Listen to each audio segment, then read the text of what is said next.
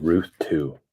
Now Naomi had kinsman of her husband, a man of great wealth of the family of Elimelech, whose name was Boaz. And Ruth the Moabitess said to Naomi, Please let me go to the field and glean among the ears of grain after one whose sight I may find favor, in whose sight I might find favor.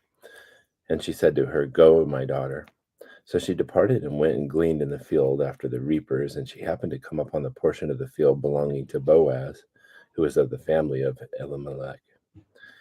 Now behold, Boaz came from Bethlehem and said to the reapers, May the Lord be with you. And they said to him, May the Lord bless you. Then Boaz said to his servant, who was in charge of the reapers, Whose young woman is this? And the servant in charge of the reapers answered and said, She is the young Moabite woman who returned with Naomi from the land of Moab. And she said, Please let me glean and gather after the reapers among the sheaves. Thus she came and remained from the morning until now. She has been sitting in the house for a little while. Then Boaz said to Ruth, Listen carefully, my daughter. Do not go glean in another field. Furthermore, do not go on from this one, but stay here with my maids. Let your eyes be on the field which they reap, and go after them. Indeed, I have commanded the servants not to touch you. When you are thirsty, go to the water jars and drink from what the servants draw. And then she fell on her face, bowing to the ground, and said to him, Why have I found favor in your sight, that you should take notice of me, since I am a foreigner?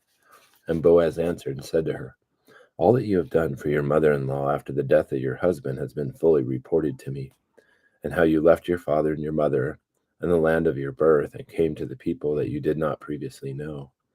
May the Lord reward your work, and your wages be full from the Lord, the God of Israel, under whose wings you have come to seek refuge. Then she said, I have found favor in your sight, my Lord, for you have comforted me, and indeed have spoken kindly to your maidservant, though I am not like one of your maidservants.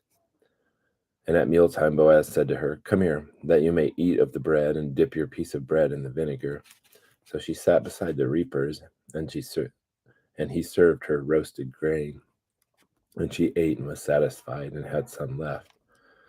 When she rose to glean, Boaz commanded his servant, saying, Let her glean even among the sheaves, and do not insult her. And also you shall purposely pull out for her some grain from the bundles, and leave it, that she may glean, and do not rebuke her. So she gleaned in the field until evening. Then she beat out what she had gleaned, and it was about an ephah of barley. And she took it up and went into the city, and her mother-in-law saw that she had gleaned what she had gleaned. She also took it out and gave Naomi what she had left after she was satisfied. Her mother-in-law said to her, Where did you glean today, and where did you work? May he who took notice of you be blessed.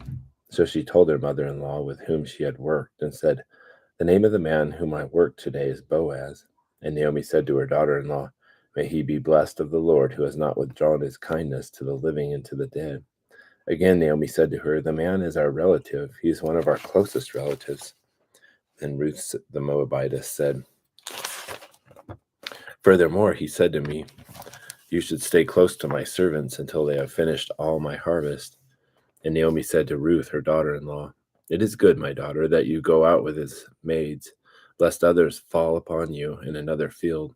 So she stayed close by the maids of Boaz in order to glean until the end of the barley harvest and the wheat harvest, and she lived with her mother-in-law.